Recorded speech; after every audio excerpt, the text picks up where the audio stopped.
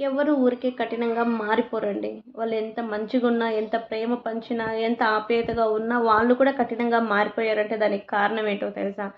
కొన్ని బంధాల నుంచి, కొన్ని పరిచయాల నుంచి, మంది స్నేహితుల నుంచి కూడా కఠినంగా మారిపోతారు. ఎందుకంటే వాళ్ళ జీవితంలో జరిగిన సంఘటనలు అలాంటివుంటాయి.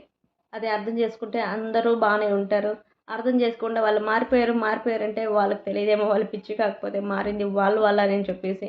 అది తెలియకుండా ఫస్ట్‌లో బావునింది. ఇప్పుడు ఇలా మారిపోయారు. ఇలా అలా అనేసంటే పరిచయాలు అలాంటివి. బావుండే వాళ్ళని కూడా మార్చేసారు అంటే మీరు ఎలా బిహేవ్ చేసుంటారో దాన్ని బట్టి అర్థం చేసుకోకండి. ఊరికే ఒకరిని ఆడిపోసుకోకండి. కొన్ని బంధాలు దగ్గరయ్యాయి అంటే వాళ్ళని అలాగే లేదా వాళ్ళని మార్చడానికి ట్రై చేయాలి మంచిగా. కాకుండా మంచితనాన్ని కూడా చెడుతనంగా మార్చేసి, వాళ్ళని కఠినంగా చేసి జీవితంలో వాళ్ళని కోలుకోలేనంతగా బాధ పెట్టేస్తే కఠినంగానే మారతారు. అది అర్థం చేసుకొని మంచిగా మారితే ఎదుటి మనిషి బావుంటది. ఊరికే ఒకరిని మారిపోయారు అంటే దానికి కారణం ఏదో ఉంటది అనేసి అర్థం చేసుకోండి.